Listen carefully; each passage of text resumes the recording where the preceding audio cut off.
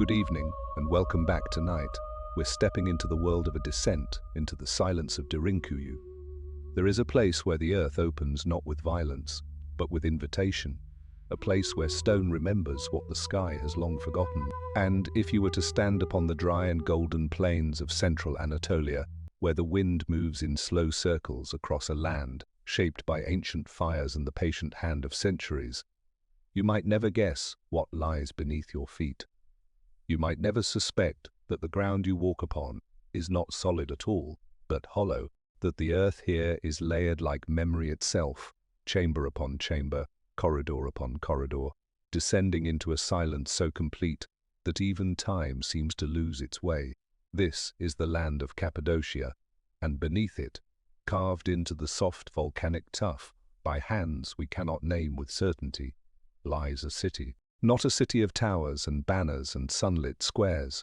No, a city that turned its back on the sky, a city that buried itself deliberately, carefully, and with a purpose that still eludes the full grasp of understanding. A city of stone rooms and hidden wells and passageways that wind downward, ever downward, as if reaching for some deeper truth, some older silence, some forgotten safety that could only be found far beneath the reach of light.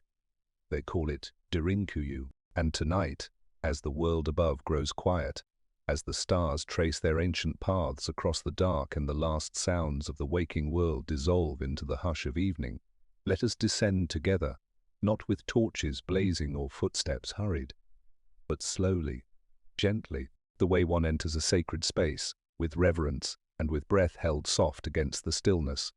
Let us go down into the stone, into the cool and quiet chambers where thousands once lived in shadow, and let us ask the question that has followed this place like an echo through the centuries: what terrified them so deeply that they chose to leave the sun behind? To begin, we must first understand the land itself, for the story of Derinkuyu does not start with a door or a staircase or a moment of discovery. It starts with fire, not the fire of human making, not the controlled and careful flame of a hearth or a candle, but the fire of the earth itself. Millions of years before any human hand would touch this stone, before any voice would echo in its corridors, the volcanoes of ancient Anatolia erupted. They were not small eruptions.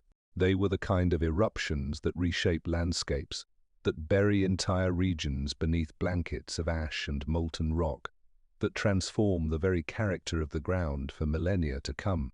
Mount Erciyes, Mount Hassan, 𝘞𝘩𝘢. These were the names that later generations would give to the great volcanic peaks of Cappadocia.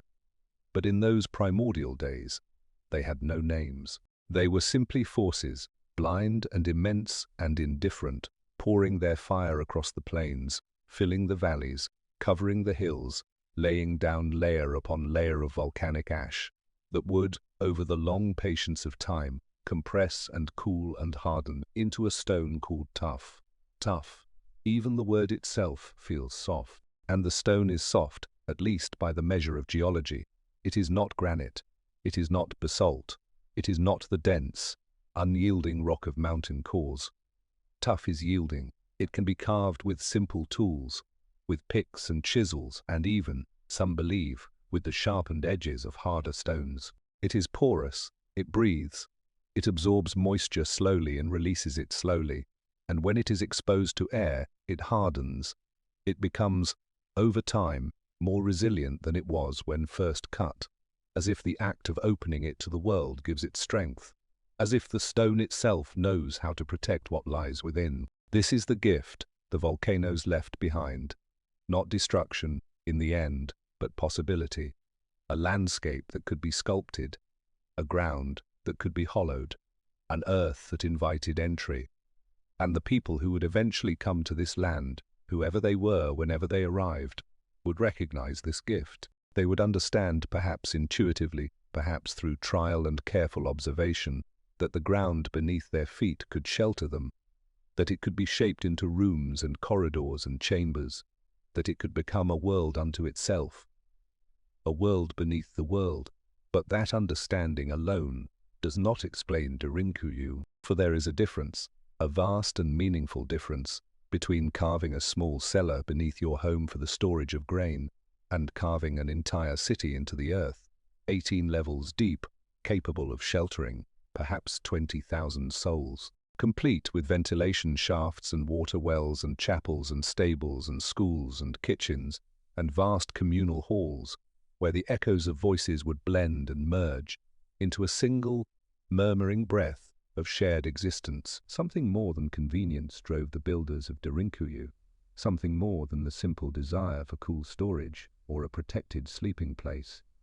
Something pushed them downward with a persistence and a scale that speaks not of comfort but of necessity, not of choice but of fear. And it is this fear, unnamed, unrecorded, carried only in the stone itself, that draws us into the mystery tonight. Let us speak now of the moment of discovery, or rather, let us speak of the moment of rediscovery, for Derinkuyu was not found by archaeologists with careful brushes and measured grids. It was not revealed by the slow and patient work of academic excavation. It was found, according to the most commonly told account, by a man renovating his home. The year was 1963.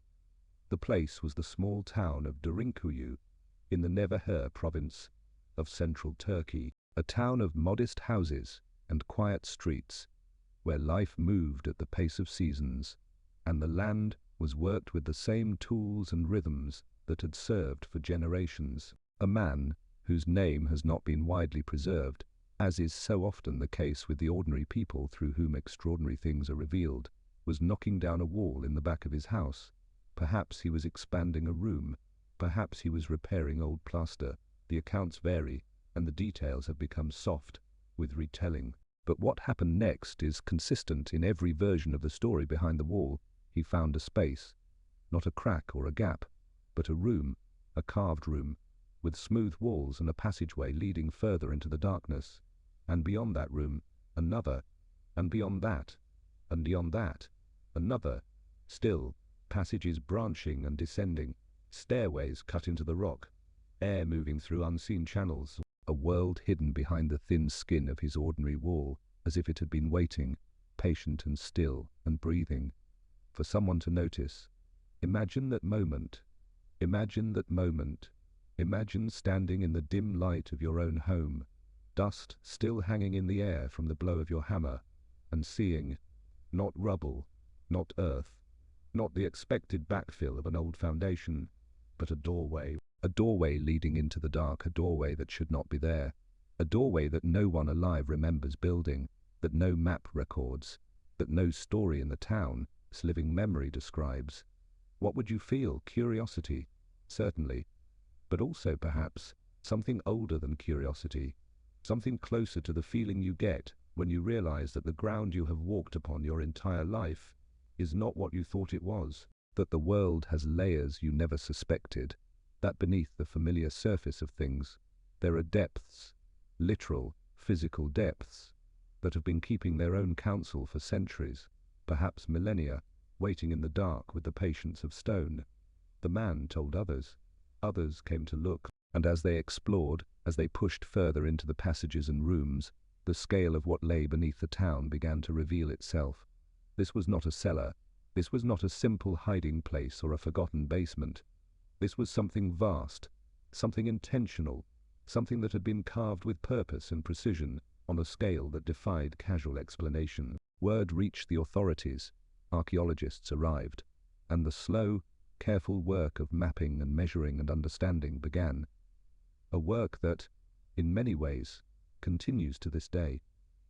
For Derinkuyu has not been fully explored. Even now, decades after its rediscovery, there are passages that remain closed, chambers that have not been entered, depths that have not been sounded.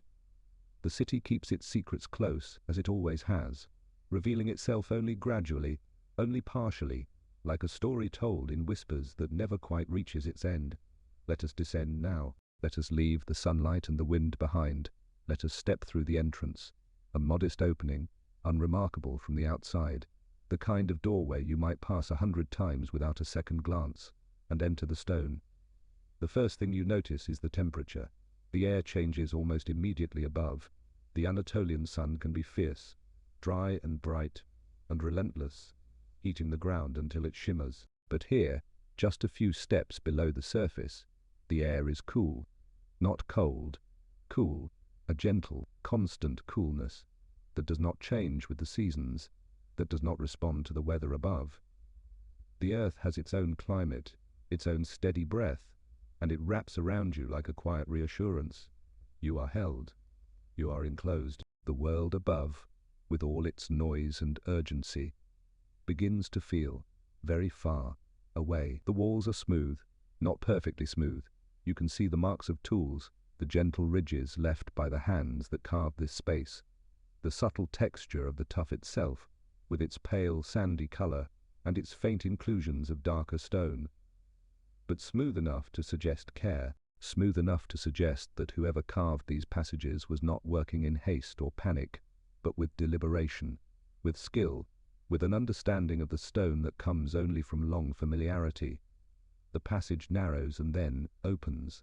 It turns and then straightens. It descends, always descends, in steps that are worn with the passage of feet that walked here long before any living memory. The ceiling is low in some places, requiring you to duck, to bend, to make yourself smaller, as if the city is asking for a kind of humility before it reveals its depths. In other places, the ceiling rises, and you find yourself in a room, a proper room, with carved walls and niches, and sometimes a stone bench, or a ledge that might have served as a bed or a shelf or a seat. These are the upper levels, the levels closest to the surface, and already, even here, the scale is impressive. Rooms open onto corridors. Corridors lead to stairways.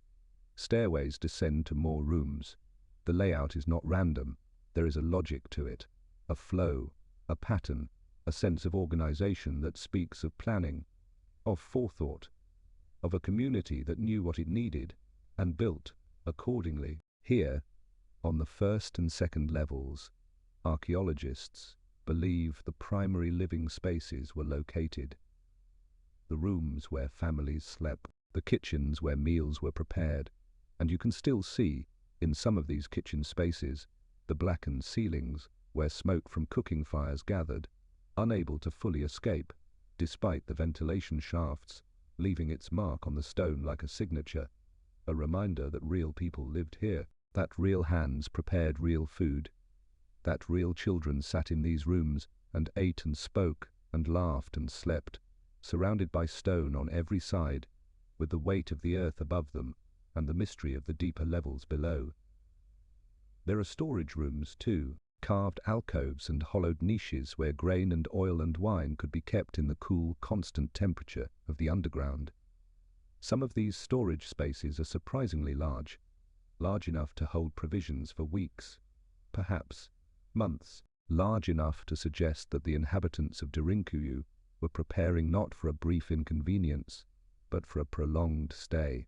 They were not ducking beneath the surface for an afternoon. They were going underground to live, to endure, to wait out something that they believed would last. And this is where the question begins to deepen. For storage on this scale implies anticipation.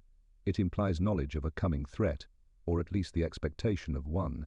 It implies that the builders of Derinkuyu understood that there would come times, not once, but repeatedly, perhaps predictably, when the surface world would become uninhabitable, when the sky itself would become something to flee from, when the only safety was down. What did they know?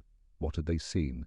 What had been passed down to them, in story, in warning, in the deep and wordless memory of a people who had learned through bitter experience that the world above could not always be trusted? We do not know. The stone does not say. It only holds its shape, cool and patient, and invites us deeper. Let us go further down. The third level, the fourth. The passageways become narrower in some sections, wider in others. The air remains breathable, remarkably so, given the depth, and this is perhaps one of the most astonishing features of Derinkuyu, the ventilation system, for carved into the rock, running from the deepest levels all the way to the surface, are shafts, vertical shafts, some of them nearly 80 meters deep, that allow air to circulate through the entire underground complex. These shafts also served, in some cases, as wells. For at the bottom of the deepest shafts, the builders reached the water table, fresh water, clean and cold and drawn up from the very bones of the earth. Think about what this means. Think about the understanding of engineering, of geology, of the behavior of air and water that would be required to design and execute such a system. These were not primitive people, stumbling blindly into the rock. These were people who understood how air moves, who knew that warm air rises and cool air sinks, and who used this knowledge to create a circulation system that would keep their underground city breathable even when thousands of people were gathered within it. Who knew where to find water beneath the stone, who knew how to carve a shaft straight and true through dozens of meters of rock, maintaining its alignment, ensuring its integrity, connecting the depths to the surface with a precision that modern engineers have studied with admiration. The ventilation shafts of Derinkuyu are not crude holes. They are engineered passages, and they speak of a knowledge, a practical, applied, deeply understood knowledge of the earth and its systems that challenges the simplistic narratives we sometimes tell about ancient peoples. These were not people fleeing in terror and digging blindly. These were people who had mastered the art of living underground, who had developed techniques and traditions for carving and ventilating and waterproofing and organizing subterranean space that may have been refined over generations, perhaps over centuries. How long did it take to carve Derinkuyu? This is one of the questions that has no definitive answer. Some scholars suggest that the earliest levels may date to the Hittite period, roughly the 2nd millennium before the Common Era. Others point to the Phrygians, who dominated central Anatolia in the 1st millennium before the Common Era. Still, others believe that the underground spaces were expanded and developed over many centuries by many different peoples, each adding their own rooms and passages to a growing labyrinth that was inherited and adapted by each successive generation. The Hittites. Let us hold that name for a moment, for the Hittites were one of the great powers of the ancient world, a civilization that rivaled Egypt, that corresponded with pharaohs, that built an empire stretching across much of modern Turkey and into Syria and beyond. Their capital, Hattusa, lay not far to the northeast of Cappadocia, and the Hittites were, among other things, masters of stone. They carved their gods into rock faces. They built massive stone walls and gates. They understood the properties of the earth and how to shape it. If the Hittites began the work of carving Derinkuyu, or if they expanded and deepened passages that had been begun by even earlier peoples, then the underground city may be far older than the dates most commonly cited. It may reach back into a time before written records, before the names we know, before the civilizations we can identify with confidence.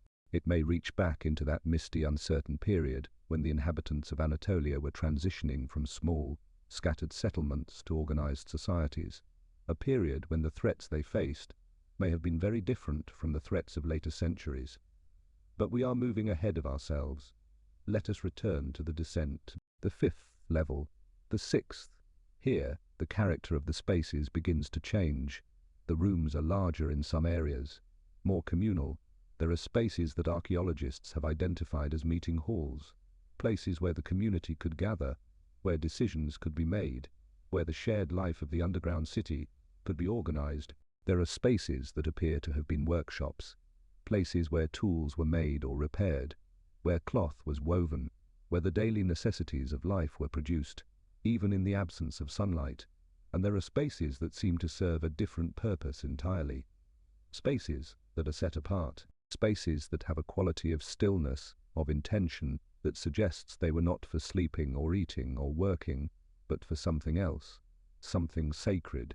On the 2nd level, though some accounts place it on the 3rd, there is a room with a barrel-vaulted ceiling, a room that is larger and more carefully carved than the surrounding spaces, a room that has been identified with varying degrees of certainty as a chapel, a place of worship, a place where the inhabitants of Derinkuyu gathered not to address the needs of the body, but to tend to the needs of the spirit, to pray, to sing, perhaps their voices rising and blending in the close acoustics of the stone, creating harmonies that would have been unlike anything heard in a surface church, more intimate, more enclosed, more resonant with the presence of the earth itself.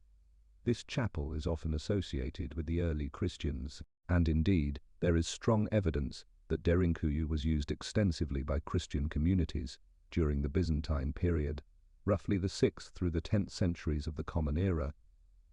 Cappadocia was an important region in early Christian history. St. Paul travelled through it. St. Basil the Great, one of the most influential figures in the early church, was born in nearby Caesarea, modern 𝘤𝑩𝘢.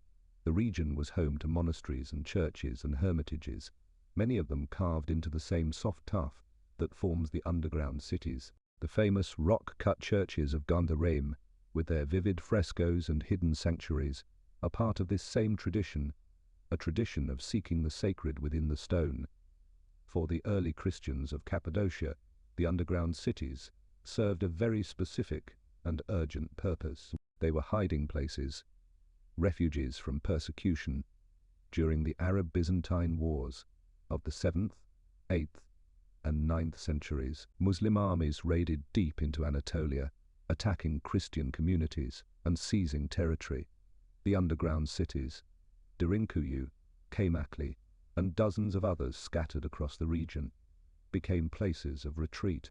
When raiders appeared on the horizon, the entire population of a village could withdraw underground, pulling massive stone doors shut behind them and waiting in the dark until the danger passed.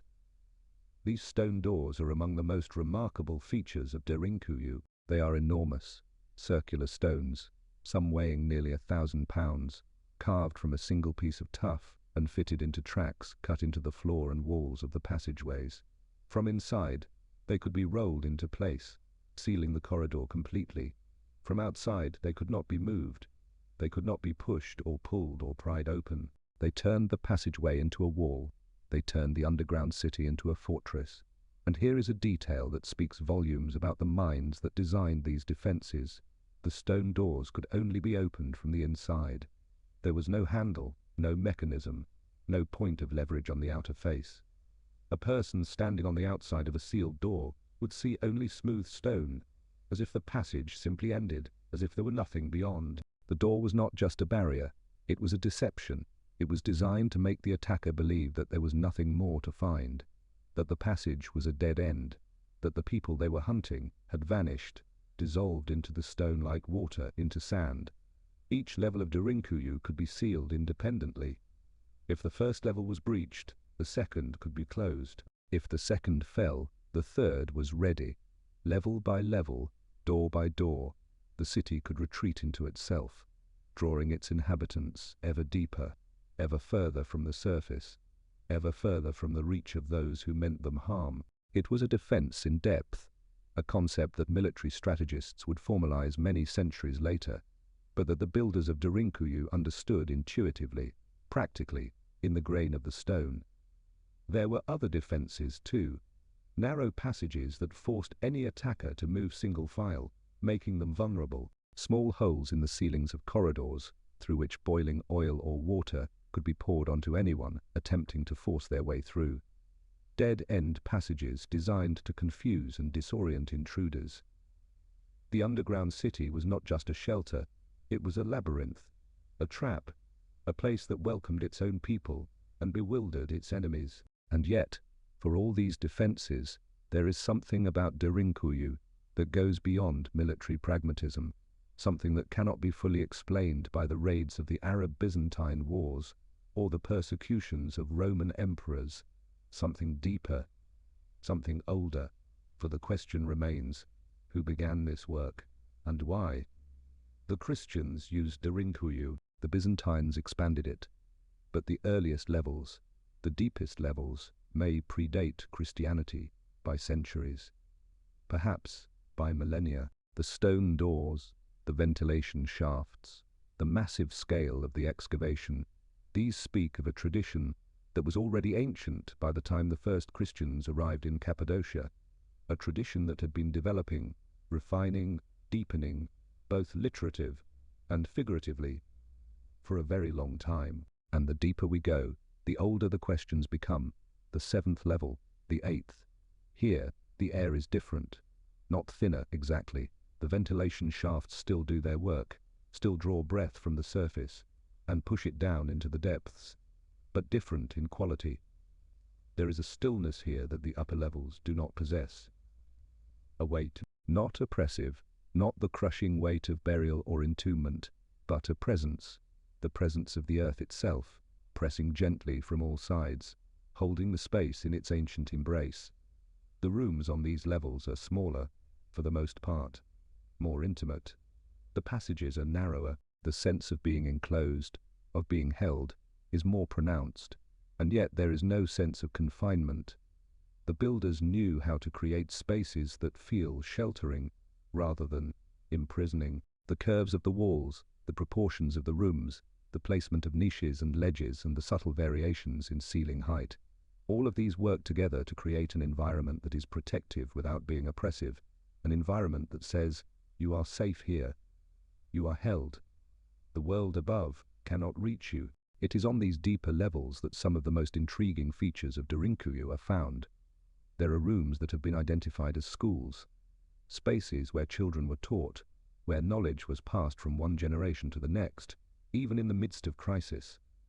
Think about what this implies. Think about a community so committed to the continuity of its culture, so devoted to the education of its young, that even when driven underground by existential threat, it made provision for learning, for teaching, for the transmission of stories and skills and understanding.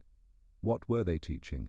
What knowledge did they consider so vital that it had to be preserved, even in the depths of the earth? The practical skills of survival, certainly, how to carve and maintain the underground spaces, how to manage water and food and air, how to defend the city and organize its inhabitants, but perhaps also other things, stories, histories, the accumulated wisdom of generations who had learned to live in the liminal space between the surface and the deep. Mysteries, perhaps, sacred truths that could only be spoken in the safety of the stone, far from the ears of those who might use them for harm. We are speculating now, of course. The stone does not record the words that were spoken in its classrooms. The lessons that were taught here are lost, dissolved into the silence of centuries, leaving only the empty rooms and the faint marks of tools on the walls. But the rooms themselves are eloquent. They tell us that the people of Derinkuyu were not merely surviving, they were living, fully, intentionally, with purpose and structure and care. They were not cowering in the dark. They were building a world, a complete world, with all the institutions and spaces that a world requires. There are rooms that may have served as hospitals or places of healing. There are rooms that appear to have been used for the storage of the dead, though this is less certain, and the evidence is fragmentary. There are rooms whose purpose we cannot determine at all, rooms that are simply there, empty and silent, their function known only to the people who carved them and used them and left them behind. And there is the tunnel. Let us speak of the tunnel, for it is one of the most extraordinary features of the entire Derinkuyu complex and one of the most mysterious. Running from the third level of Derinkuyu, stretching for approximately 9 kilometers, nearly 6 miles, through the solid rock of the Cappadocian plateau, is a tunnel that connects Derinkuyu to another underground city, 𝘞𝘩𝘢𝘐, 9 kilometers, through stone, underground, in the dark. Let those words settle, let the scale of it register. This is not a short passage between adjacent rooms. This is a subterranean highway, a connection between two separate underground cities, carved through kilometers of volcanic tuff, deep enough below the surface to be invisible from above, long enough that walking it would take hours. Why would anyone go to the immense effort of carving such a tunnel? What purpose could it serve that would justify the years, perhaps decades, of labor required to create it? The most commonly offered explanation is military. The tunnel allowed the populations of the two cities to communicate and reinforce each other. If one city was besieged, its inhabitants could escape through the tunnel to the other. If one city's food or water supply was threatened, resources could be shared through the subterranean connection. The tunnel turned two separate refuges into a network, a linked system of underground survival that was stronger than either city alone. And this is a reasonable explanation, a practical one. but it does not quite capture the full strangeness of the thing, for the tunnel between Derinkuyu and 𝘤𝘦𝘦𝘱𝘐 is not unique. There are suggestions, archaeological hints, local traditions, and partially explored passages that the underground cities of Cappadocia may have been connected by an extensive network of tunnels, linking not just two but many subterranean complexes into a vast, hidden web beneath the surface of the earth. If this is true, and the evidence is tantalizingly incomplete, then what we are looking at is not a collection of isolated refuges, but a system, a planned, coordinated, interconnected system of underground habitation that extended across a significant portion of central Anatolia, a system that would have required not just engineering skill but organizational capacity, the ability to coordinate labor and resources across multiple communities, to agree on standards and dimensions and directions, to work toward a shared vision of underground life that transcended the boundaries of any single village or city. Who organized this? Who planned it? Who held the vision of the whole while individual communities carved their individual parts? We do not know, and the not knowing is part of what makes Derinkuyu so compelling, part of what draws us deeper into the mystery, even as the passages narrow and the light fades and the silence grows more complete. The 9th level. The 10th. We are deep now, very deep. The surface is far above us, perhaps 50 or 60 meters of solid stone between our heads and the sky. The air is cool and still. The silence is nearly absolute. Whatever sounds the world above is making: wind, rain, the calls of birds, the murmur of human activity. None of it reaches here. This is a different world, a world of stone and shadow and the slow, patient breath of the earth.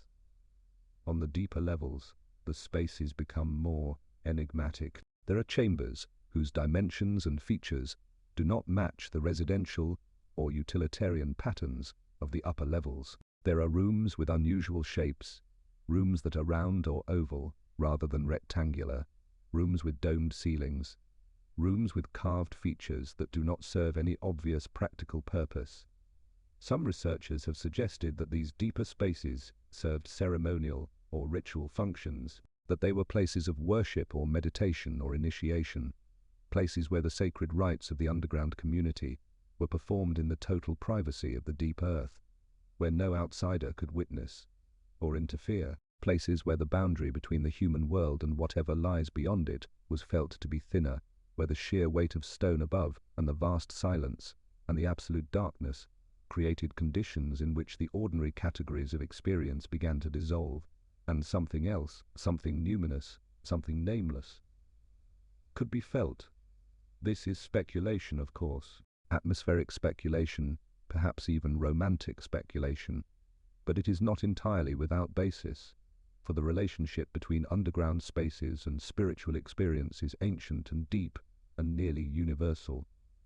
Caves have been places of sacred practice for as long as human beings have been human beings, and perhaps longer. The painted caves of Lascaux and Altamira, the oracle caves of ancient Greece, the sacred cenotes of the Maya, the cave temples of India and China and Southeast Asia. Again and again, across cultures and centuries and continents, human beings have felt that the underground is a place where the divine is closer, where the veil between worlds is thinner, where the ordinary rules of reality loosen their grip, and something older and stranger can make itself known. The builders of Derinkuyu lived in this tradition, whether they articulated it in these terms or not. They spent their lives, or significant portions of their lives, underground.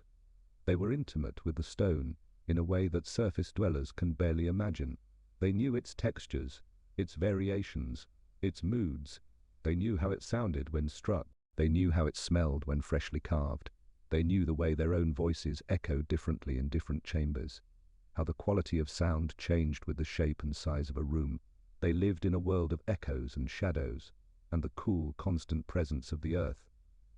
Is it so difficult to believe that they would have found in this world a spiritual dimension, that they would have felt in the deepest and most silent chambers a presence that transcended the merely physical, that they would have carved rooms specifically for the purpose of encountering this presence, rooms designed not for the body but for the soul? We cannot know for certain, but the rooms are there, silent, empty, waiting.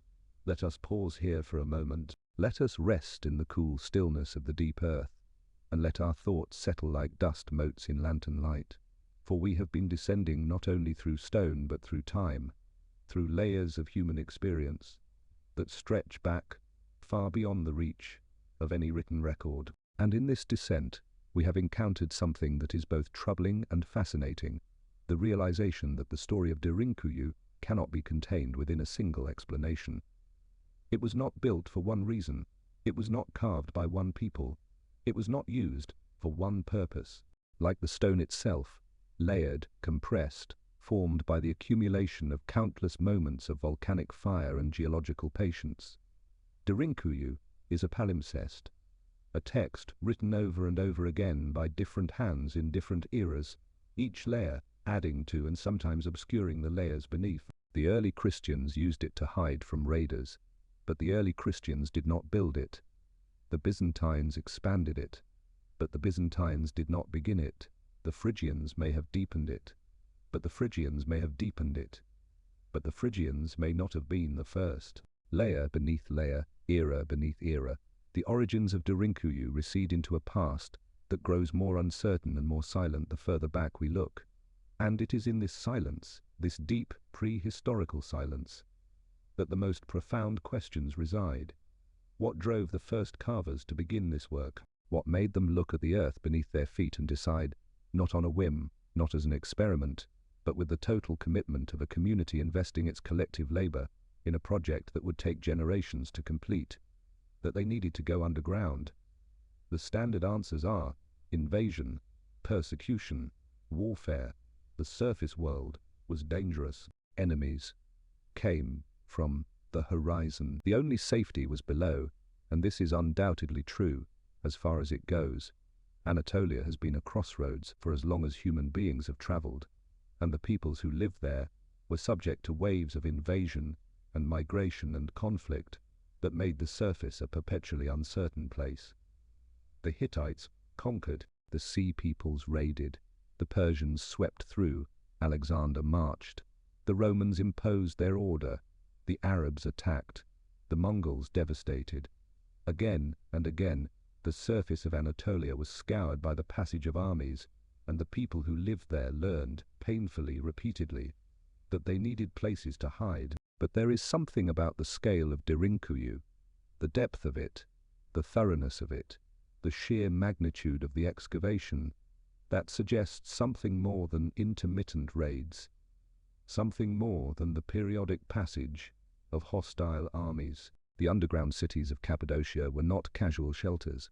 They were not the ancient equivalent of a storm cellar or a panic room. They were cities, complete, functional, self-sustaining cities designed for long-term habitation by thousands of people. You do not build a city like that because a raiding party might come through once every few years. You build a city like that because you believe, deep in your bones, in the core of your collective memory, that the world above is fundamentally unsafe, that there is something about the surface, something recurrent, something perhaps cyclical, something that your ancestors warned you about, and that you are determined to be prepared for, that makes it necessary to have a complete, alternate world waiting beneath your feet. What was that something? Let us consider the possibilities, not with the bright and certain light of proven fact, but with the softer, more uncertain light of speculation, informed by the evidence we have. Let us consider what might have terrified the builders of Derinkuyu so deeply that they turned their backs on the sun and carved their lives into the earth. The first possibility is the one we have already discussed: warfare. And it is the most prosaic, the most grounded in documented history, and perhaps the most likely. Central Anatolia was, for most of recorded history, a place of conflict. The peoples who lived there were subject to attack from virtually every direction. The underground cities were a response to this constant threat, a way of surviving in a landscape where survival was never guaranteed. But let us look more closely at this explanation and see if it fully satisfies. The first underground spaces in Cappadocia may date to the Hittite period, roughly 1600 to 1200 BCE. This was a time of great empires and frequent warfare, certainly, but the Hittites themselves were one of those great empires. They were the aggressors as often as the defenders. They had armies and chariots and fortified cities. They did not, as a general rule, need to hide underground. If the earliest levels of Derinkuyu were carved during the Hittite period, the question becomes, who were the carvers? Were they Hittites themselves, preparing for some anticipated disaster? Or were they the people whom the Hittites had displaced or subjugated? People without armies or fortified cities, people for whom the underground was the only refuge. And then there is the collapse of the Hittite Empire, one of the great catastrophes of the ancient world, part of the broader Bronze Age collapse that brought down civilizations across the eastern Mediterranean around 1200 BCE. The causes of this collapse are still debated: climate change, drought, famine, invasion by the mysterious sea peoples, internal rebellion, systems failure. Whatever the causes, the result was devastating. The Hittite Empire fell. Its cities were abandoned or destroyed. Trade networks collapsed. Literacy was lost in many regions. The ordered world of the late Bronze Age dissolved into a period of darkness and uncertainty that would last for centuries. Did the people of Cappadocia, living through this catastrophe, deepen their underground refuges in response? Did the collapse of the surface world, the literal collapse of civilization, of order, of safety, drive them further into the earth? It is possible. It is more than possible. It is, in some ways, the most natural response imaginable. When the world falls apart, you go underground. You take your family, your food, your tools, your sacred objects, and you descend into the one place that the chaos above cannot reach. And if this happened, if the Bronze Age collapse drove a major expansion of the underground cities, then the memory of that catastrophe would have been carried forward. It would have become part of the collective identity of the region's inhabitants, a founding trauma, a story told and retold across generations, a warning: the surface world can fail. It has failed before. It will fail again. Be ready. Be prepared. Keep the underground cities in good repair. Keep the stone doors functional. Keep the ventilation shafts clear, because someday, you will need them again. This kind of generational memory, encoded in practice and tradition rather than in written text, is powerful. It can endure for centuries, even millennia, shaping the behavior of communities long after the original events have faded from conscious recollection. The people of Cappadocia may have continued to maintain and expand their underground cities, not because they faced an immediate threat, but because their cultural memory told them that such a threat was always possible, always imminent, always lurking just beyond the horizon, waiting to descend. But there are other possibilities, less conventional, less easily documented, more uncertain. And in the spirit of this nighttime journey, this slow descent into mystery and shadow, let us allow ourselves to consider them. There are those who have suggested that the underground cities of Cappadocia were built not to escape human enemies, but to escape something else entirely. Something from the sky. This is the realm of alternative history, and we should tread carefully here. The claims made in this space range from the thoughtful and intriguing to the wildly speculative and unsupported. But the core question is worth asking: is there any evidence that the builders of Derinkuyu were trying to protect themselves from an aerial or celestial threat? The argument goes something like this: the underground cities are designed with a level of thoroughness, sealed ventilation, independent water supplies, massive stone doors, the ability to sustain large populations for extended periods. That goes beyond what would be necessary to hide from a passing army. An army moves on. A siege can be waited out, but the provisions for long-term underground living suggest preparation for a threat that would last not days or weeks but months, perhaps longer, a threat so pervasive and so persistent that it could not be escaped by simply retreating to a fortified hilltop or a walled city, a threat that required going deep, far deeper than any human enemy could reach. What kind of threat requires you to go underground for months at a time? What kind of threat makes the surface uninhabitable for extended periods? What kind of threat necessitates sealed air systems and independent water supplies, as if the very air and water of the surface might be contaminated? Volcanic eruption is one answer, and it is not a fanciful one. The very volcanoes that created the tuff in which Derinkuyu was carved were, during certain periods of history, still active. A major eruption, one that filled the air with ash and toxic gases, that blocked the sun and poisoned water sources, that made the surface world a place of darkness and choking dust, would be precisely the kind of threat that would drive people underground for extended periods, and it would explain the thoroughness of the underground cities' design, the sealed ventilation to filter out ash, the deep wells to access water untouched by surface contamination, the massive stone doors to seal out toxic air, the extensive food storage to survive a period when farming was impossible. Is there evidence of such eruptions occurring during the period when the underground cities were in use? The geological record of Cappadocia includes eruptions during the Holocene, the current geological epoch, which began roughly 11,700 years ago. Some of these eruptions were relatively minor, others were more significant. Whether any of them were catastrophic enough to drive entire populations underground for extended periods is a question that geology is still working to answer. Climate events, too, could play a role. Periods of extreme cold, caused by volcanic eruptions elsewhere in the world, or by other factors, could make the surface uninhabitable for months. The underground cities, with their constant cool temperature, would actually be warmer than the surface during a severe cold snap. They would offer protection from freezing winds, from ice, from the killing cold that can descend on the Anatolian plateau during harsh winters. For a population that lacked the heated buildings and insulated clothing of later centuries, the underground might have been not just a refuge, but a survival necessity during extreme weather events.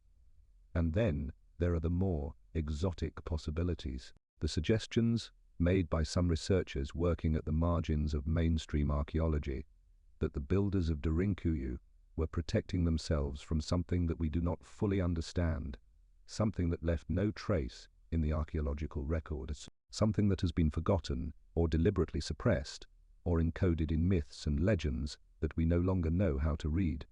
These are the shadows at the edge of the story, the places where the light of documented history does not reach. And while we should not mistake shadow for substance, we should also not pretend that the light illuminates everything. There is much about the past, about the deep past, the pre-literate past, the past before writing and record keeping, that we simply do not know. And the underground cities of Cappadocia, with their immense scale and their unclear origins, are a reminder of how much we do not know. Let us descend further still, the 11th level, the 12th. We are in the deep places now, the places that fewer visitors reach, that fewer lights have illuminated, that fewer voices have disturbed. The air is very still. The stone seems to press more closely, not threateningly, but intimately, as if the earth is drawing us closer, as if it has something to show us, something to whisper, something that can only be communicated in the deepest and most silent chambers. On these lower levels, there are features that remain difficult to explain. There are rooms with unusual acoustics, rooms in which a whisper carries with startling clarity, in which a softly spoken word seems to come from everywhere at once, as if the stone itself were speaking. Whether these acoustics are intentional or accidental is debated, but the possibility that they are intentional, that the builders of Derinkuyu understood the acoustic properties of carved stone and designed certain rooms to amplify or direct sound in specific ways, is consistent with the high level of engineering skill displayed elsewhere in the complex. What would such rooms have been used for? Amplified communication, perhaps, a way of transmitting messages or instructions across a large underground space without shouting. Or perhaps something more ceremonial, a room where a single voice, speaking softly, could be heard by many. A room designed for prayer, or for the telling of stories, or for the utterance of sacred words that were meant to resonate in the bones as well as in the ears. There are passages that narrow to the point where only one person can pass at a time, and then open suddenly into chambers of surprising size. The effect is disorienting, the sense of space contracting and then expanding, of being squeezed through a birth canal and then released into a new world. This may be defensive in purpose. The narrow passages are harder for attackers to penetrate, but it may also be symbolic. The experience of moving through Derinkuyu is an experience of repeated contraction and expansion, of confinement and release, of darkness, and then the soft glow of whatever light source one carries. It is, in its way, a physical metaphor for the journey of the soul, the passage through darkness and difficulty into wider understanding, the compression of self that precedes the expansion of awareness. Whether the builders of Derinkuyu intended this metaphor, or whether it is simply a natural consequence of the practical requirements of underground construction, we cannot say. But the experience of it is real. It is felt in the body, in the breath, in the heartbeat, in the quality of attention. The underground changes you. It changes the way you perceive space and time and silence. It strips away the distractions of the surface world and leaves you with nothing but the bare essentials of existence: stone, air, water, darkness, and the sound of your own breathing.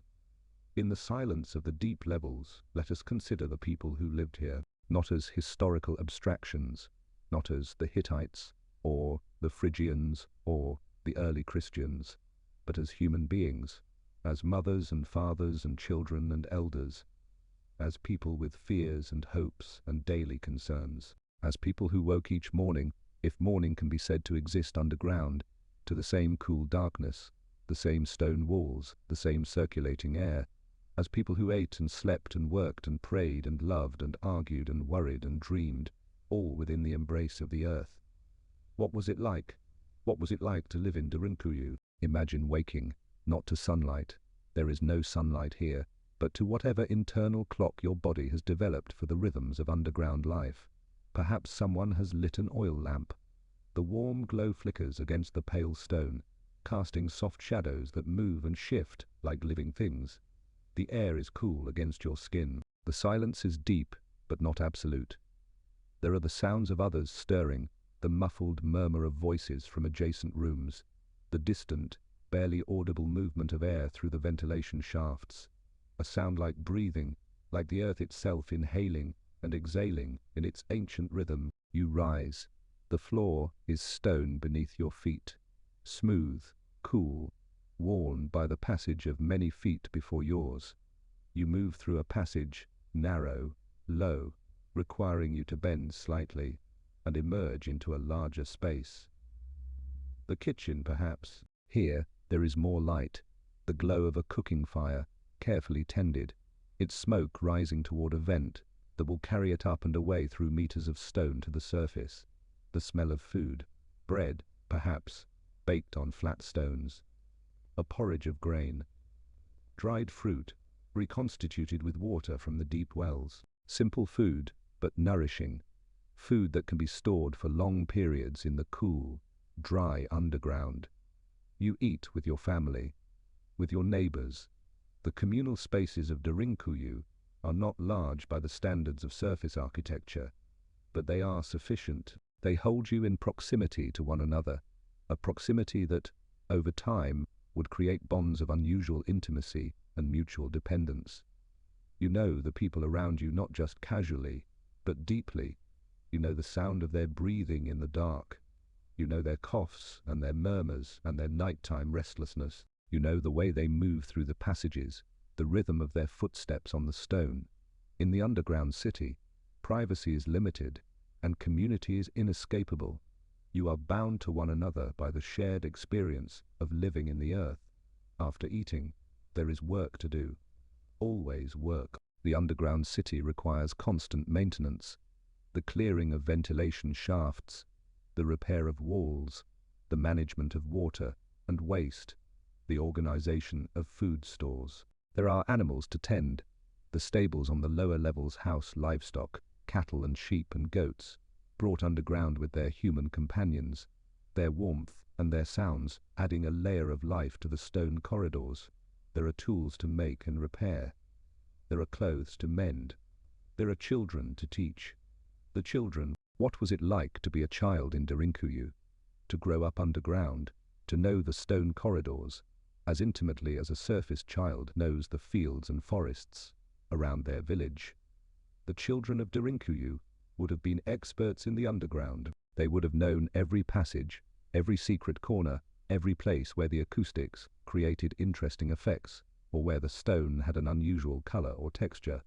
They would have played in the corridors, their laughter echoing strangely through the carved spaces, bouncing off walls and ceilings in ways that surface sound never does. They would have known darkness as a friend rather than a threat, a familiar companion, a constant presence, as natural as sunlight is to children of the surface. And they would have known fear too, for the underground city existed because of fear, because of the knowledge, passed from parent to child, from generation to generation, that there were times when the surface was not safe, times when enemies came, when the stone doors had to be sealed, when the whole community retreated into the deep and waited, breathless and listening, for the danger to pass. What stories were told during those times? What whispered tales passed from mouth to mouth in the darkness, while the community huddled together, and the massive stone doors stood between them and whatever threat had driven them below? Stories of the surface world, perhaps. Stories of the sun and the stars and the wide, open sky. Stories of heroes who had defended the community in times past. Stories of the gods, or the god who watched over them. Stories of hope, told softly in the dark. Each word a small flame held against the vast and pressing silence of the earth. Let us speak now of the spiritual dimension of Derinkuyu, for it is impossible to spend time in these spaces, even imaginatively, even through the medium of words, without feeling that there is something here that transcends the merely practical, something that touches the sacred. The underground has always been a place of spiritual significance for human beings. In mythology, the underworld is the realm of the dead, but also the realm of transformation, of rebirth, of the mysteries that cannot be accessed on the surface of ordinary life. The Greek Persephone descends into the underworld and returns, bringing the spring with her.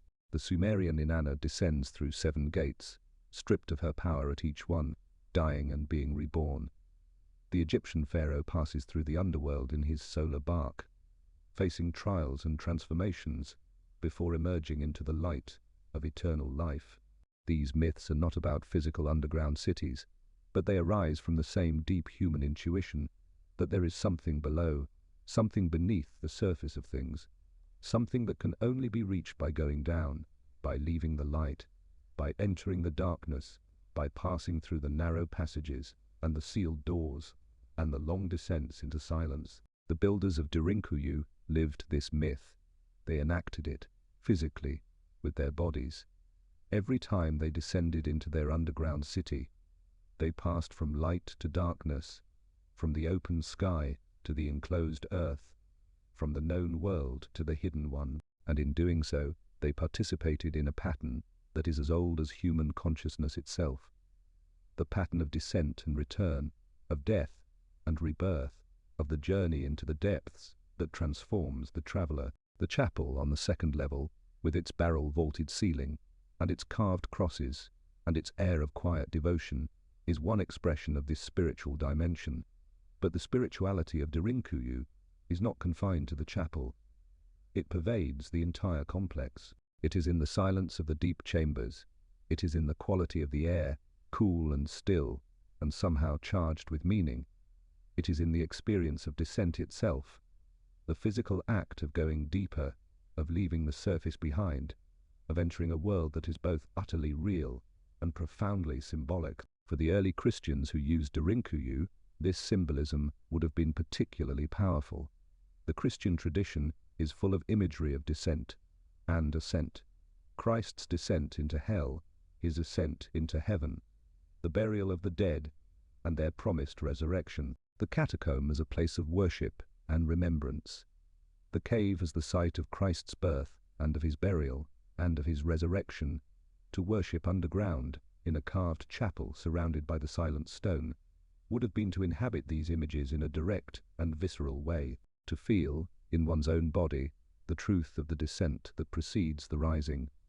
And perhaps this is part of the answer to our question, part of the reason why the underground cities of Cappadocia were built with such care and such thoroughness. They were not merely refuges, they were sacred spaces. They were places where the boundary between the physical and the spiritual was thin, where the act of descending into the earth was also an act of descending into the deeper layers of meaning and mystery that give life its significance. The people of Derinkuyu did not simply hide in the earth. They made the earth their temple. They carved their faith into the stone alongside their living spaces. They created a world underground that was not a diminished version of the world above, but a transformed one, a world stripped of the distractions and the noise and the brightness of the surface, reduced to its essentials, concentrated to its core, a world where the sacred could be felt more clearly because everything extraneous had been stripped away. Let us descend to the deepest levels now, the 13th, the 14th, the 15th, 16th, 17th, 18th, 18th. Here, in the very bottom of Derinkuyu, the mystery reaches its greatest intensity. Not all of these levels have been fully explored. Not all of them have been opened to visitors. Some remain sealed, blocked by rubble or by deliberate closures that may date to the last period of the city's use. What lies in these sealed sections is unknown, perhaps nothing more than empty rooms and collapsed passages. Perhaps something more. The deepest confirmed level of Derinkuyu is approximately 60 meters below the surface. 60 meters. That is roughly the height of a 20-story building measured downward into the earth. The builders of Derinkuyu carved through 60 meters of solid stone, creating a habitable space at a depth where the surface world is utterly unreachable, where the sounds and lights and temperatures of the world above are completely absent, where you are surrounded, on all sides and above and below, by nothing but stone and silence and the ancient darkness of the earth. Why did they go so deep? The defensive argument becomes less convincing at these depths. No invading army would have pursued refugees 60 meters underground. No raiding party would have attempted to excavate through that much stone. Long before reaching the deepest levels, any attacker would have given up. The upper levels, with their stone doors and narrow passages and defensive features, would have been more than sufficient to repel any human threat. So, why keep going? Why keep carving deeper and deeper, level after level, into the silent heart of the earth? One possibility is that the deepest levels were the oldest, that the city was built from the bottom up, not the top down, that the first carvers began deep, at the level of the water table perhaps, where they could access the underground springs that would provide water for the entire complex, and that later generations expanded upward, adding new levels above the old ones. If this is true, then the deepest levels of Derinkuyu may represent the earliest phase of construction, the phase closest to the original impulse, the original fear, the original reason for going underground.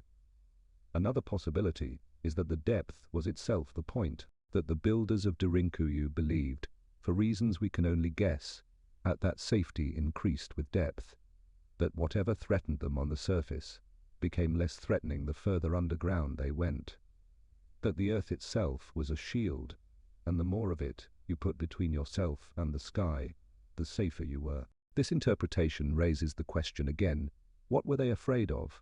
What threat would be mitigated by depth alone, not an invading army? As we have noted, the upper levels and their defenses would suffice for that, not a siege. The ventilation shafts and wells provided the necessities regardless of depth. What threat would require 60 meters of stone between you and the surface? Something from above, something that moved through the air, something that could penetrate ordinary structures, but not the dense mass of the earth, something that made the sky itself dangerous. A volcanic eruption, with its clouds of superheated gas and torrents of molten rock, fits this description. So does a severe and prolonged period of radiation from a solar event, for example, or from something else entirely. So does a catastrophic meteor impact, with its firestorms and its dust clouds and its long, dark winter. These are dramatic possibilities, perhaps too dramatic for sober historical analysis. And yet, the underground city itself is dramatic. Its scale is dramatic. Its depth is dramatic. The commitment of labor and resources required to create it is dramatic. Whatever drove the builders of Derinkuyu to this extraordinary act of construction, it was something they took very, very seriously. Let us rest here in the deepest chamber. Let us sit with our backs against the cool stone and listen to the silence. For the silence of the deep earth is not empty. It is full of the accumulated presence of centuries, full of the breath and the heartbeat and the whispered prayers of all the people who have sat in this same darkness, surrounded by this same stone, held by this same silence. In Cappadocia, there is a Turkish word that captures something of the quality of this region, 𝘵𝘩𝘦𝘦𝘱𝘐. It means fairy chimney, the term for the tall, cone-shaped rock formations that dot the surface of the landscape, carved by wind and rain from the soft volcanic tuff. They stand like sentinels across the plateau, strange, beautiful, otherworldly shapes that look as if they were placed there by some playful and slightly mad geological sculptor.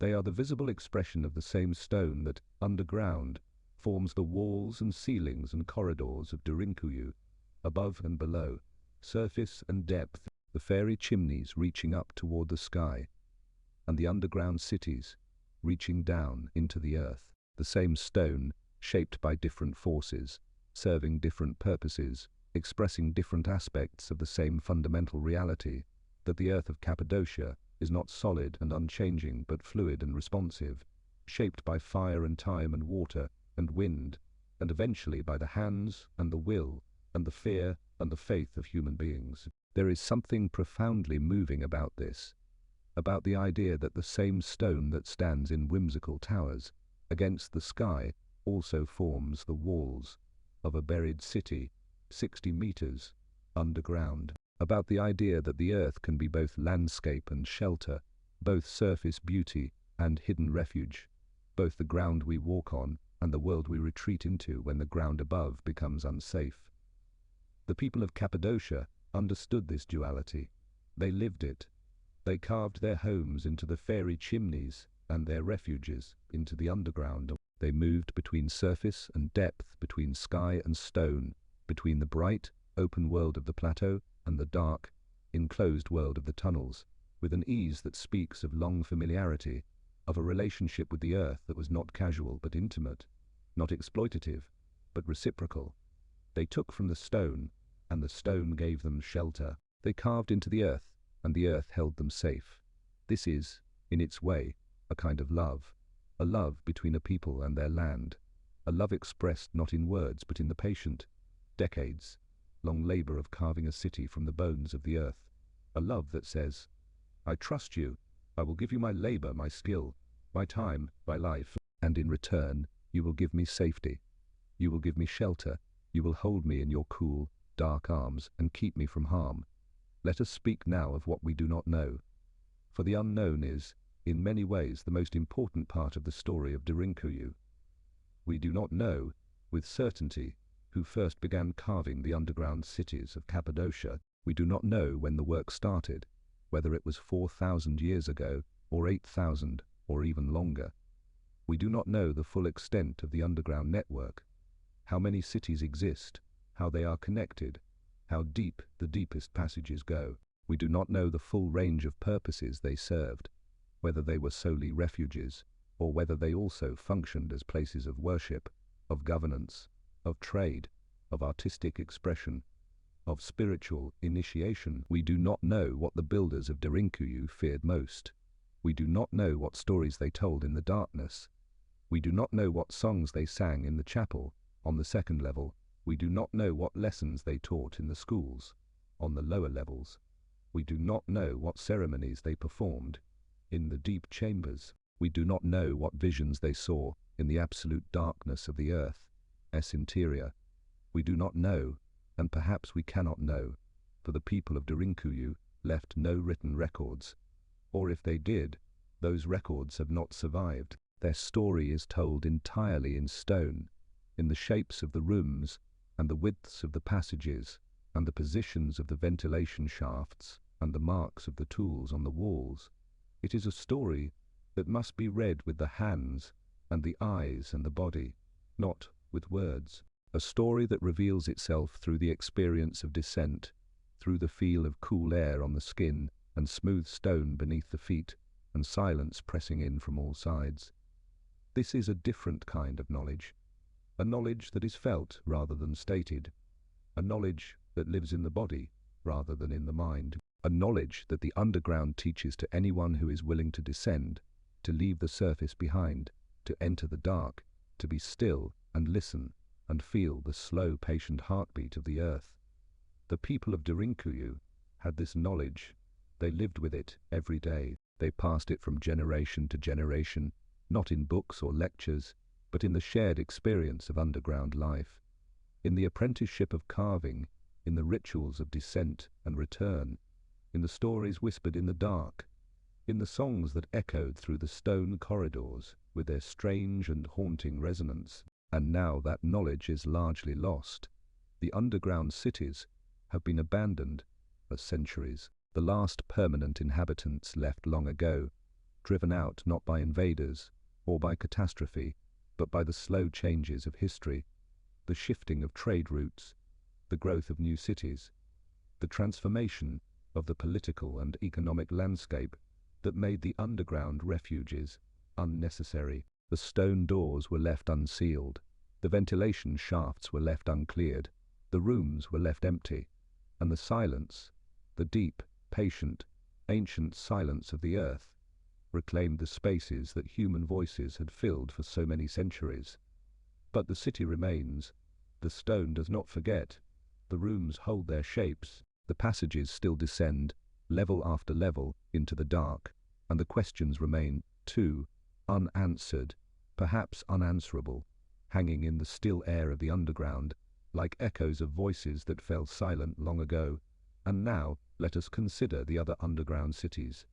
For Derinkuyu is not alone. It is the deepest and perhaps the most famous, but it is far from the only subterranean complex in Cappadocia. The region contains, by some estimates, more than 200 underground cities of varying sizes and depths. Some are small, a few rooms, a few passages, enough to shelter a single family or a small group. Others are vast, rivaling or even exceeding Derinkuyu in their extent.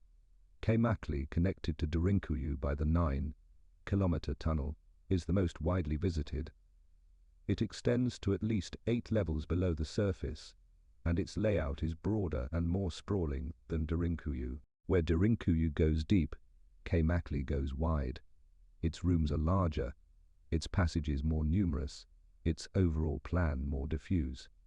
If Derinkuyu is a well shaft, driven straight down into the earth, 𝘤𝘦𝘦𝘱𝘐 is a root system spreading laterally through the stone in a complex and interconnected network. 𝘤𝘦𝘦𝘱𝘐 to the north was discovered in the 1970s and extends to at least 10 levels. It has many of the same features as Derinkuyu: stone doors, ventilation shafts, storage rooms, defensive passages, but also some unique characteristics, including small holes in the walls of certain passages that have been interpreted as communication tubes, allowing people on different levels to speak to one another without the sound carrying to potential intruders. 𝘤𝘦𝘦𝘱𝘐 to the south is less well known but equally impressive.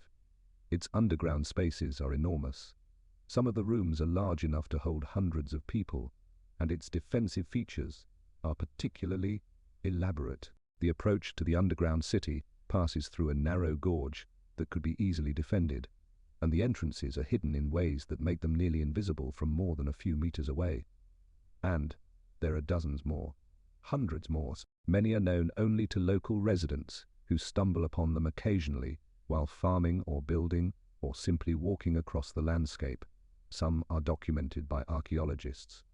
Others are merely rumored. The ground of Cappadocia is, to a degree that is difficult to fully appreciate, hollow. Beneath the surface of this quiet, agricultural region lies a network of subterranean spaces so extensive that it constitutes, in aggregate, one of the largest underground constructions in the world. This is not the work of a single generation, not the work of a single people, not the work of a single era. This is the accumulated effort of thousands of years and untold thousands of hands, layer upon layer of carving and expansion and refinement, each generation adding to the work of those who came before, each era leaving its mark in the stone, like a ring in the trunk of an ancient tree. And the cumulative effect, the sheer scale of the underground construction across the entire Cappadocian region, argues powerfully for the conclusion we have been approaching, that the drive to go underground was not a response to a single event or a single threat, but a deep and enduring feature of the culture of this region, a way of life, a tradition, an understanding of the relationship between human beings and the earth that was fundamental to the identity of the peoples who lived here. They were people of the underground, not in the sense that they spent all their time below the surface. They farmed and built and lived ordinary lives, on the surface as well, but in the sense that their relationship with the earth was defined by a depth of intimacy that most surface-dwelling cultures never achieve. They knew the earth from the inside. They had been inside it. They had carved it and shaped it and inhabited it. They had felt its cool embrace. They had heard its silence. They had trusted it with their lives. And this intimate knowledge of the earth, this lived understanding of the underground, must have shaped their worldview in ways we can barely imagine. It must have influenced their religion, their philosophy, their art, their understanding of life and death, and the mysteries that lie beyond both. It must have given them a perspective on existence that was fundamentally different from that of peoples who lived entirely on the surface, a perspective rooted not in the horizontal expanse of the landscape, but in the vertical depth of the earth, a perspective that looked not outward, but downward, not to the horizon, but to the depth. Let us surface now, slowly, gently, the way one rises from a deep meditation or a profound sleep, not with a start, not with a sudden return to the noise and brightness of the waking world, but gradually, level by level, passage by passage, the air growing warmer, the light growing brighter, the sounds of the surface world becoming faintly audible through the stone. The ascent is, in its way, as meaningful as the descent, for the descent is a journey into the unknown, into the silence, into the deep. But the ascent is a return, a bringing back, a carrying of whatever insight or feeling or quiet understanding the depths have offered, up through the layers of stone, back into the world of sunlight and wind and open sky. The people of Derinkuyu knew this rhythm intimately. They descended and they returned. They went into the earth and they came back. Each time they carried something with them, some quality of silence, some depth of stillness, some understanding of what it means to be held by the earth, that enriched their lives on the surface. The underground was not a separate world for them. It was a complement to the surface world, a depth that gave meaning to the height, a darkness that made the light more precious. As we rise through the upper levels of Derinkuyu, past the kitchen spaces with their blackened ceilings, past the storage rooms with their carved niches, past the schoolrooms and the meeting halls and the chapel with its barrel, vaulted ceiling, we pass through layers of history as well as layers of stone Byzantine, Roman, Phrygian, Hittite, and before the Hittites the unnamed, the unrecorded, the people who first looked at the soft volcanic tuff of Cappadocia and saw in it not just stone but possibility, not just earth but shelter, not just ground but home. And then we are at the surface, the entrance of Derinkuyu, modest, unremarkable, a hole in the ground that you might walk past without noticing, opens onto the bright, dry landscape of central Anatolia. The sun is warm. The wind moves across the plateau in its slow, circular patterns. The fairy chimneys stand in the distance, their strange shapes silhouetted against the sky, and beneath our feet, beneath the ordinary, sun-baked ground of this quiet Turkish town, the city sleeps, level upon level, room upon room, corridor upon corridor, descending into a silence that has been accumulating for thousands of years. There are, other mysteries in the world, other unsolved questions, other places where the past refuses to yield its secrets fully, where the evidence is fragmentary and the explanations incomplete, and the truth remains hidden, like a shape glimpsed through fog, always just beyond the reach of certainty.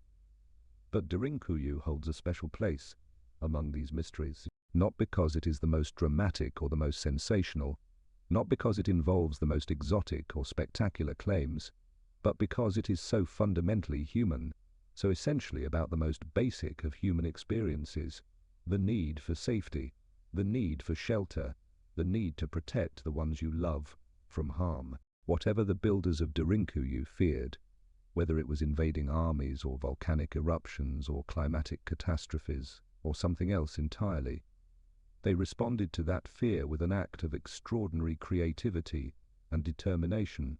They did not flee. They did not surrender. They did not accept the danger as inevitable and submit to it. Instead, they took the earth itself, the very ground beneath their feet, and transformed it into a sanctuary. They carved a world out of stone. They created light in the darkness. They found water in the depths. They built schools and kitchens and chapels and homes, all within the cool, silent embrace of the earth. This is not a story of defeat or desperation. This is a story of resilience, of ingenuity, of the extraordinary human capacity to adapt, to create, to find safety and meaning and community, even in the most challenging circumstances. The builders of Derinkuyu did not merely survive. They thrived. They built a world that sustained thousands of people for centuries, a world that was, in many ways, as complete and as functional and as deeply human as any surface city, and they left it for us. Not intentionally, perhaps, not as a deliberate gift to future generations, but the stone endures. The rooms remain, the passages still descend into the dark, and the questions they pose about fear and faith and the deep relationship between human beings and the earth remain as relevant and as compelling as they were when the first carver, tool bit into the soft volcanic tuff and began to shape a space where people could be safe. The night is deep now.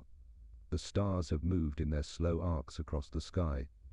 The world is quiet, and in this quietness, in this gentle darkness, the story of Derinkuyu settles into the mind like dust settling in a still room, not with force, not with urgency, but softly, gradually. The way truths arrive when we are not striving for them, the way understanding comes when we stop grasping and simply allow. There is a city beneath the earth.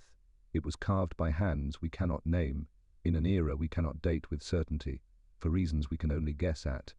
It descends 18 levels into the darkness. It sheltered thousands. It held them safe.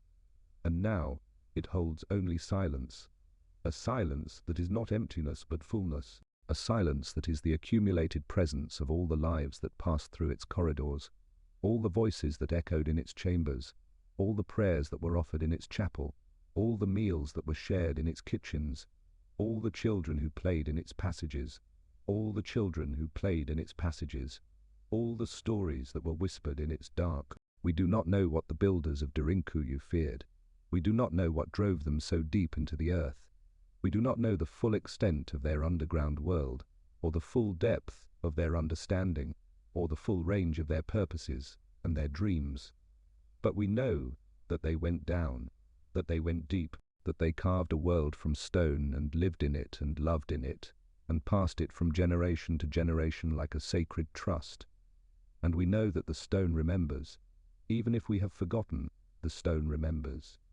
It holds the shape of their rooms. It holds the marks of their tools. It holds the echoes of their voices, too faint for us to hear but present nonetheless, woven into the fabric of the silence, part of the deep, slow breath of the earth. Let your own breath slow now.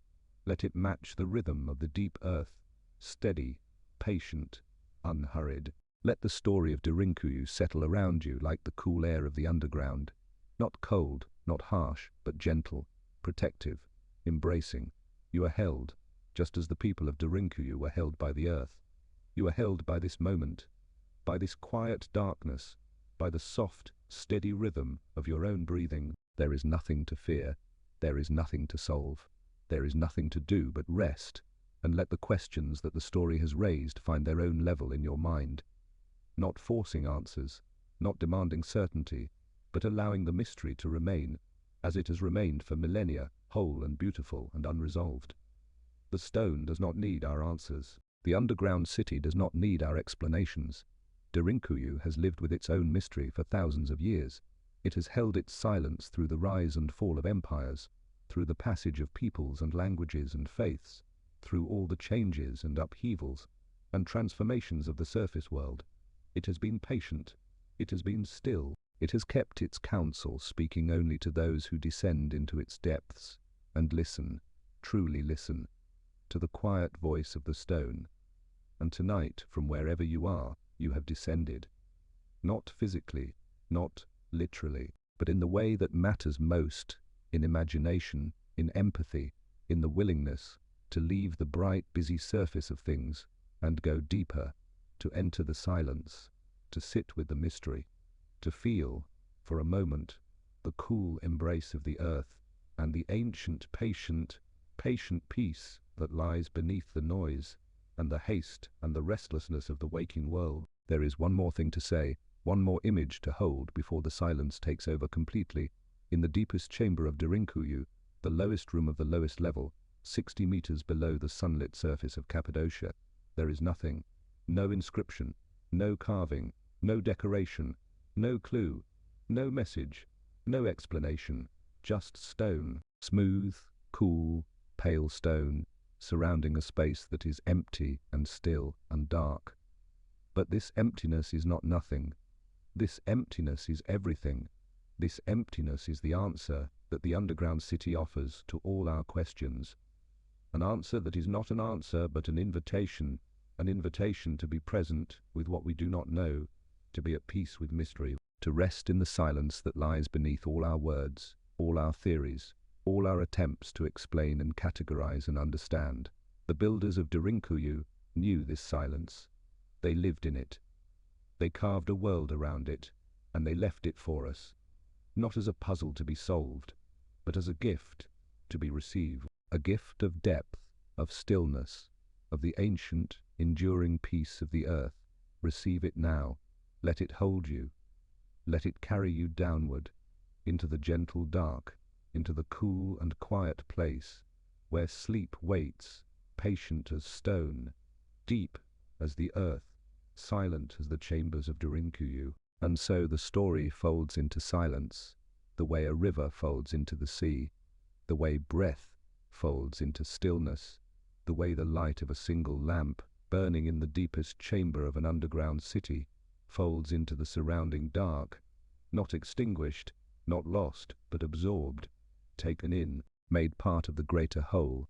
The stars above Cappadocia turn slowly in their ancient circles. The wind moves across the plateau. The fairy chimneys stand their silent watch, and below, far below, the city sleeps, as it has slept for centuries, as it will sleep for centuries more, holding its mystery, keeping its counsel, waiting with the patience of stone for the next soul to descend. But not tonight.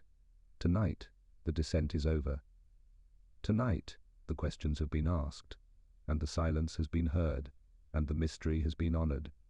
Tonight, there is nothing more to seek, and nothing more to find. There is only this, the quiet dark, the cool stone, the slow breath, and the deep, enduring peace of a world beneath the world. Rest now. Rest in the silence of the deep earth.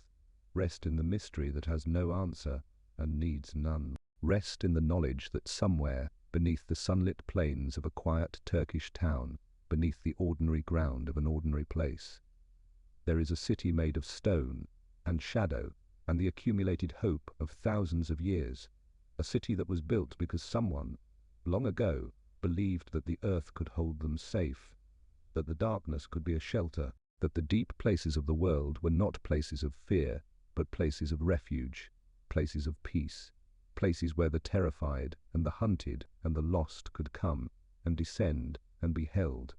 And they were right. The earth held them, the stone sheltered them, the silence kept them safe, as it keeps you safe now, as it has always kept safe those who are willing to descend, to let go, to trust the dark, to enter the deep places where the noise of the world cannot follow, where the fears of the surface dissolve like mist in morning air, where there is nothing but the cool breath of the earth and the patient, ancient, unbreakable peace of the stone. Let the darkness hold you now. Let it wrap around you like the walls of the deepest chamber. Let it press against you gently, gently, the way the earth presses against the walls of Derinkuyu, not to confine you, not to trap you, but to hold you, to cradle you, to remind you that you are not alone in the dark, that the dark itself is alive, that it breathes, that it knows you, that it has been waiting for you with the patience of millennia to arrive at this moment, this still, soft, sacred moment, where there is nothing left to fear and nothing left to seek and nothing left to do but rest. The builders of Derinkuyu found their rest in the stone.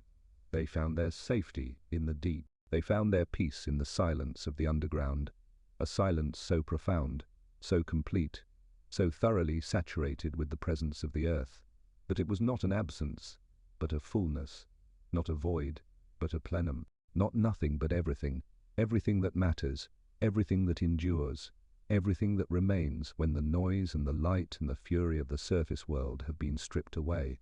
Find your rest there now, in that same silence, in that same deep, in the place beneath all places, where the stone remembers and the earth holds, and the darkness is a door, not a wall but a door, opening onto a peace that has no end and no beginning and no name. The ventilation shafts of Derinkuyu breathe still. Air moves through them, slowly, gently, as it has moved for centuries, up from the deep, carrying the cool breath of the earth, down from the surface, carrying the faint scent of the plateau, dry grass and warm stone, and the distant, almost imperceptible fragrance of wildflowers blooming in the cracks of the fairy chimneys. This breath is the breath of the city itself, the slow, steady, endlessly patient respiration of a world that has outlasted empires, that has survived invasions and earthquakes, and the long, slow erosion of time, that has held its shape, held its silence, held its mystery, through all the changes and upheavals of the surface world. Breathe with it now. Let your own breath synchronize with the breath of the underground, in and out, slow and steady and deep. Feel the rhythm of it, the patience of it, the ancient, timeless quality of it. This is the breath of the earth.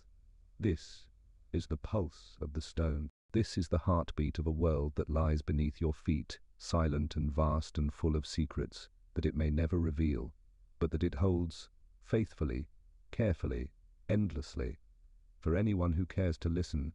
And in the listening, there is peace. In the not knowing, there is peace. In the descent into mystery, in the surrender to silence, in the willingness to be held by the dark and the deep and the stone, there is peace, the peace of Derinkuyu, the peace of the underground, the peace that comes when you stop running from the things you fear and instead turn toward them, descend into them, allow them to surround you and hold you and show you that the darkness you feared was never darkness at all, but a deeper kind of light, a light that can only be seen with the eyes closed, a light that can only be felt with the heart open, a light that shines in the deepest chamber of the deepest city, in the deepest silence of the earth. This is the light that the builders of Derinkuyu found. This is the light that sustained them through years of underground life.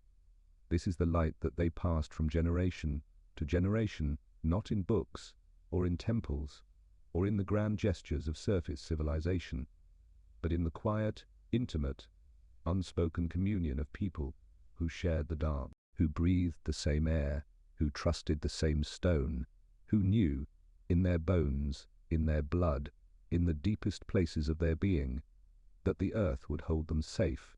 The earth holds you safe now. The stone remembers you. The silence knows your name. And in the deep, quiet, sacred space, beneath all the noise and all the worry and all the uncertainty of the waking world, there is a place for you. a room carved from stone, a bed of cool, smooth tuff, a ventilation shaft that breathes for you while you sleep, a massive stone door that seals out every threat and every fear and every waking thought, leaving only this: the silence, the dark, the stone, the peace. The mystery of Derinkuyu will be here in the morning. The questions will still be waiting, the unsolved riddles, the unnamed builders, the unknown fears that drove an ancient people deep into the heart of the earth. All of these will remain, patient and unyielding as the stone itself. They do not need your attention now. They do not need your attention now. They do not need your analysis or your speculation or your worry. They have waited for thousands of years. They can wait a few hours more. For now, there is only rest, only the slow descent into sleep, which is its own kind of underground, its own kind of journey into the deep places, the dark places, the hidden places, where the conscious mind cannot follow. Sleep is the underground city of the soul, the place where we go when the surface of the waking world becomes too bright, too loud, the place where we descend, level by level, into the silence and the dark, letting go of everything we carried on the surface, every worry, every question, every fear, and allowing the earth of our own deeper nature to hold us. The builders of Derinkuyu knew this. They knew that the descent into the underground was a mirror of the descent into sleep. They knew that the carved rooms and the cool air and the deep silence of their subterranean city were an echo, a physical echo, of the interior spaces that every human being carries within them. The spaces where we go when we close our eyes, the spaces where we rest, the spaces where we dream. And so the story of Derinkuyu ends where all stories end, in silence, in the quiet, sacred silence of the deep earth, in the hush of the underground, in the still, cool, ancient peace that lies beneath everything, beneath the noise and the light and the busyness of the waking world, beneath the questions and the fears and the uncertainties, beneath even the words that have carried us this far. Beneath everything there is stone, and the stone is patient, and the stone remembers, and the stone holds. Let it hold you now. Somewhere in central Turkey, the town of Derinkuyu sleeps. Its streets are quiet, its houses are dark. The moon, if there is a moon tonight, casts its pale light across the rooftops and the gardens and the dry, dusty streets. And beneath those streets, beneath those houses, beneath the gardens and the fields and the quiet, ordinary surface of this quiet, ordinary place, the underground city lies in its ancient silence, 18 levels deep, hundreds of rooms, miles of corridors, massive stone doors, sealed and unsealed, again over centuries of use. Ventilation shafts reaching from the depths to the surface, breathing the slow breath of the earth. Wells drawing water from the deep aquifer, the water cool and clear and unchanged, since the builders first tapped it, thousands of years ago. All of it silent, all of it still, all of it waiting. Waiting for what? Perhaps for nothing. Perhaps the waiting is itself the point. Perhaps the underground city of Derinkuyu is simply doing what it has always done, holding its space, keeping its shape, maintaining its silence, enduring, not waiting for a discovery, or a revelation, or a moment of understanding, but simply being, simply existing, simply resting in the deep earth, at peace with its own mystery, at peace with its own silence, at peace with the slow, patient, endless passage of time. And perhaps this is the deepest lesson that Derinkuyu has to teach, not the engineering of its ventilation shafts, or the ingenuity of its stone doors, or the mystery of its origins, but this, the lesson of patience, the lesson of stillness, the lesson of resting in the deep places and trusting the stone to hold. The words fade now, like lamplight in a deep chamber, like the last echoes of a voice in a long corridor, like the footsteps of the last person to descend, growing fainter and fainter as they move deeper into the stone. The words fade, and the silence takes their place. Not an empty silence, but a full one, a silence rich with everything that has been said and everything that remains unsaid, a silence that holds all the questions and all the mysteries and all the wonder of this ancient, enigmatic, profoundly human place. Rest in this silence, now. Let it be your underground city. Let it be your carved chamber, your cool stone bed, your deep well of peace. Let it hold you as the earth holds Derinkuyu, gently, firmly, with the patience of millennia and the tenderness of stone. And in the deep places, in the silent places, in the cool and dark and sacred places, beneath the surface of the world, the stone holds, as it has always held, as it will always hold, breathing, waiting, at peace. The wind moves across the Cappadocian plateau. The fairy chimneys stand in their strange and silent ranks.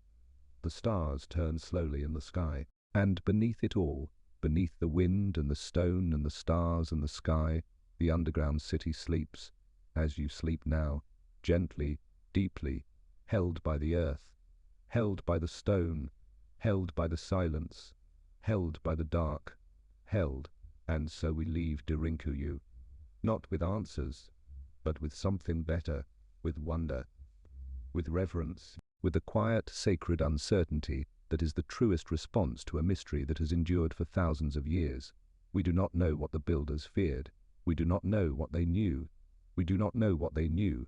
We do not know the full depth of their underground world or the full measure of their understanding. But we know this. They built something extraordinary, something that has survived the centuries, something that speaks, in its silent way, to the deepest human needs, the need for safety, for shelter, for community, for the sacred, for rest, and in the end, perhaps this is enough.